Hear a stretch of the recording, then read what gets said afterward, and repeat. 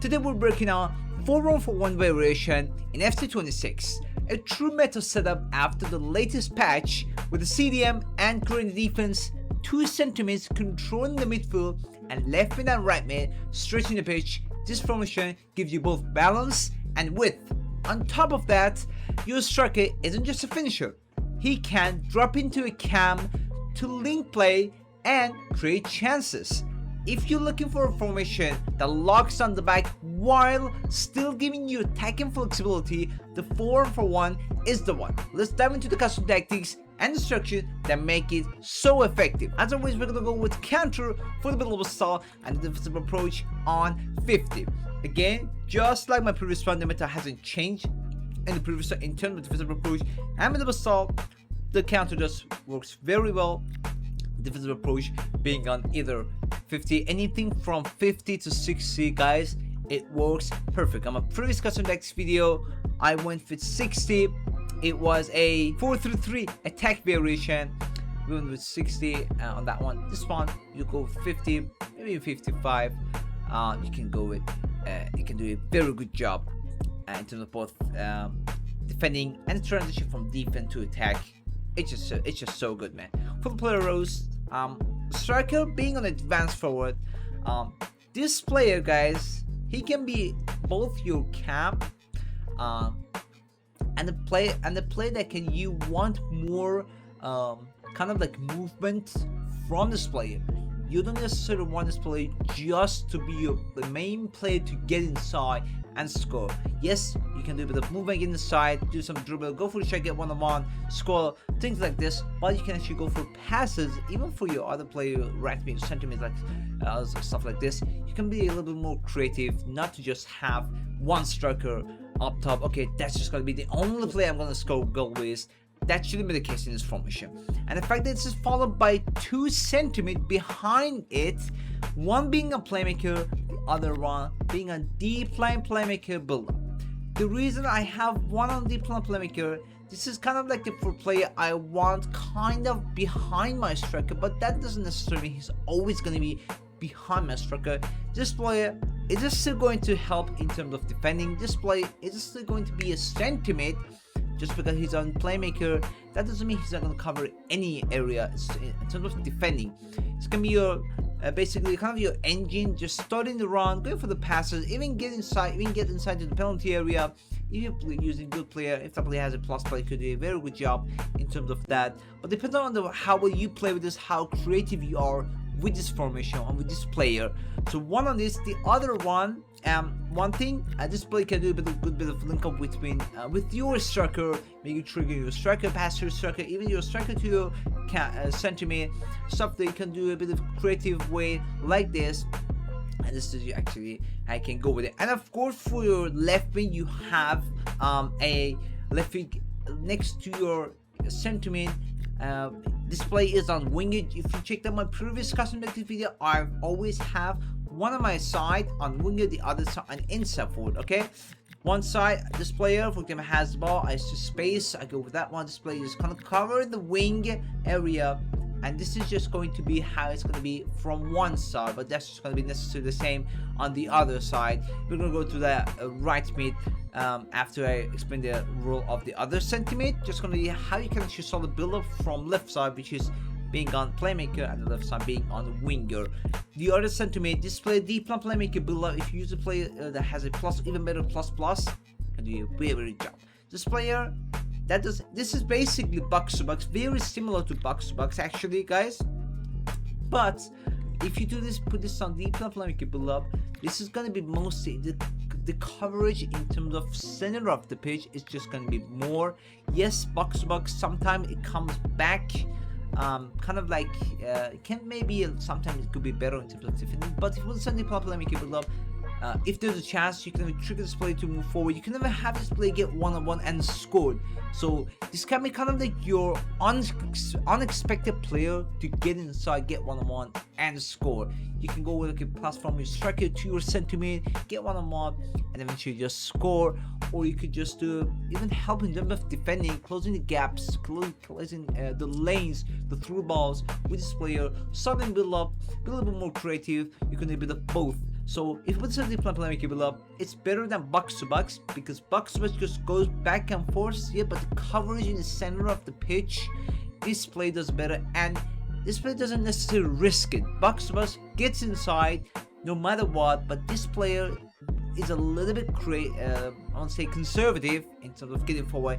You don't want to lose the behind. Yes, I know it's followed by CDM, but still it's only one CDM, so you don't necessarily want to go crazy. You already have one of your centimeter on playmaker, so the other one, this is kind of like a more balanced spot, but still there's a perfect balance between defense and attack. It's a bit of both, even score with this player. So the player that you're using in this formula, I have Tonali. An ideal one with like a Bonmati, it could be a very good one. You want like the worst case scenario is like Tonali, he's got decent pace, even he's got good shooting ability too, nice agility as well too, but just someone like a little bit more, agile, maybe like a Mariano. I think, yeah, Mariano plays sentiment, right? This type of player who's a good pace finishing and of course defending as well. They can do the movement with the ball.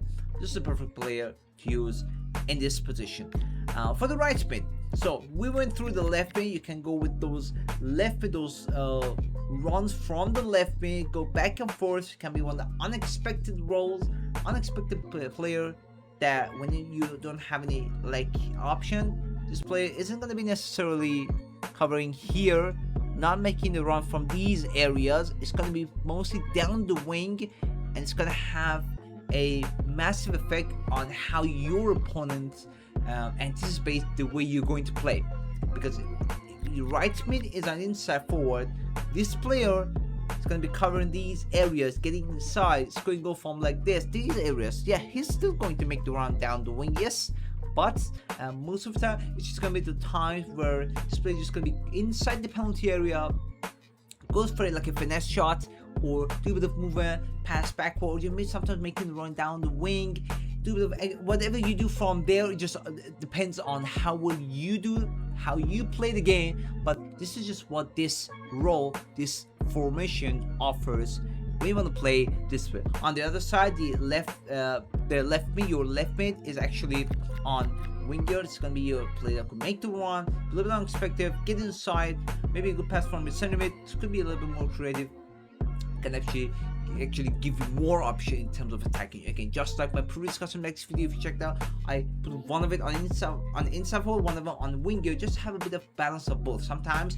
inside forward, it's so close that play is covered. Now you see a player on the wing, get inside, go for a cross or something, go for a through ball.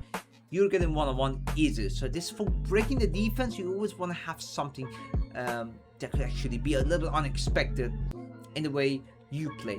Always remember, guys, you want to use these roles smartly. Okay, so I told you the reason I have my center mid, because he gets inside a little bit sneaky. Sometimes I get inside this player, but if it was like a player on holding, all three of them on holding, I would say, oh yeah, I'm gonna have a great defense.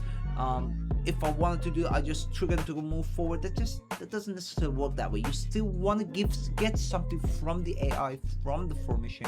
You want to get the help and actually smartly use that, incorporate it in the way you play, and that can actually be a little bit, this is actually the thing that can break your opponent's defense. And that's why you want to be unexpected. Okay, even if you're expected, you want to play in a way that your opponent think, I know what that's going to do, but you're still going to succeed, because that's just how well you can perform those moves, those passes, time those passes and everything. That's just actually what's then, the combination of all of these, you definitely win more games easily. Actually, the CDM, we have a CDM. This player is my deep player. This player is my covering player. I don't necessarily want this player to come any forward. Yes, you're still going to get support with this player. You can't even get this player to go one-on-one. Maybe I could go for a shot if you trigger this player to move forward, but manually.